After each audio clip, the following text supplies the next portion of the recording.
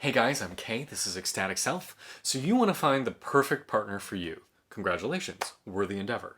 How are you going to go about doing that? Well, first, hopefully you've got some profiles up online because usually they don't just knock on your door, though it could happen. Mr. UPS or Miss UPS could be the perfect person for you. However, make sure you have a door open for somebody to find you. Set up a profile on whatever sites float your boat, whatever apps float your boat, and make sure that you are clear about who you are and what you're looking for. Now, in order to do that, I'm a huge advocate of what I call the 3 lists. So if you want to find the perfect partner for you, you need to get clear of what are you actually looking for. Because when I talk to people and coach people about their relationships, they're usually a little more hazy on this than they realize.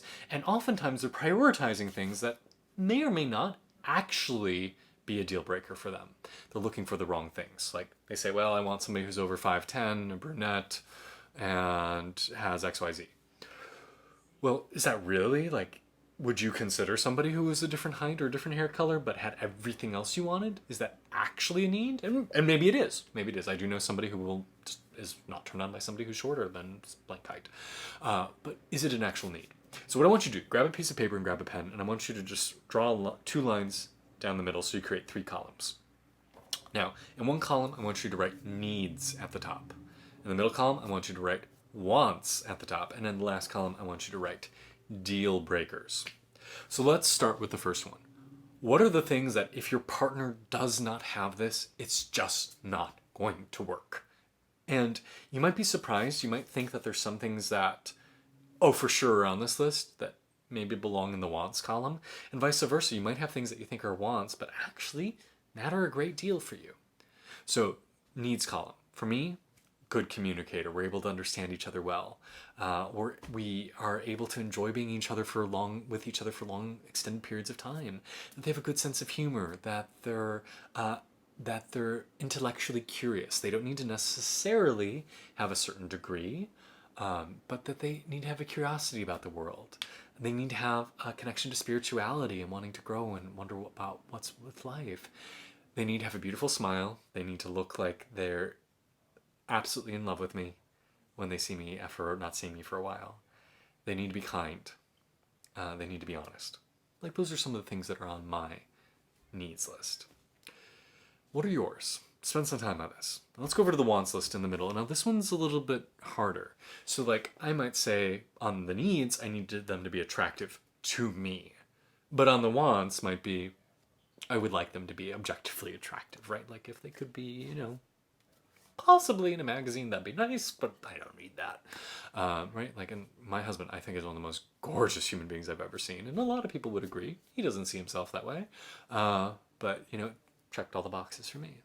Do they need to have a certain body type, right? Like, for me, a need is they need to take care of themselves. They need to be healthy. They need to eat well. They need to exercise. But they don't necessarily have to check a certain body type box. So that one would be more in the wants. But you might be different. You might be like, you know what? If they don't have sculpted abs, I can't get it up. Doesn't do it for me. Well, cool. Be honest with yourself. Then that's a need. Other things might be like a certain degree level, loves a certain type of food. Although for me, that's probably more of a need, right? They need to be explorative with their cuisine. But what are the things you would like? And then the last column, of course, are the deal breakers. What are the things that, if they are there, this is just not going to work? It might be obvious things like if they smoke, if they drink too much, if anything chemical. Talking about that, if they're abusive, emotionally, physically, or spiritually, any of those, mentally. If they're unkind to people who are lower down on a social totem pole. That would be a deal breaker for me. If they lie, that's a deal breaker, because if they lie to other people, they'll lie to me too. If they get violent or angry too easily. So what are your deal breakers? And the reason I like saying how this will help you find the perfect partner is when you get very clear about these things, and what's on your list will change over time and over experience, but if you get very clear about this, when you then go back to your online dating profiles or go out and meet people, you can have these in your head and think, oh, wait a minute. Okay, this person is super cute, but I can already tell there's one deal breaker, and I'm guessing they only have half my needs. But damn, they're cute. Do you say yes to that person? I mean, what do you want? If you want a relationship, no. If you want a one-night stand, great, go for it. If you meet somebody who maybe isn't traditionally your type, but you notice it seems like they've got most of your needs. I don't see any red flags with deal breakers. And they got some of my wants, though I maybe wouldn't have necessarily considered them initially because they aren't my quote unquote type. Maybe I give them a chance. And maybe you'll find people that you wouldn't necessarily have engaged with before. And you might also find that people who would have wasted your time start to disappear. You don't waste energy on them anymore. And when you get clear about these 3 lists, it's almost like a filter gets applied to your dating site. It's just like suddenly you just start noticing like 2 or 3 profiles rather than a few hundred or a few thousand or a few dozen or whatever, how many you're seeing. Because you start eliminating very quickly when you say, hey, you don't have something I need. It's very clear.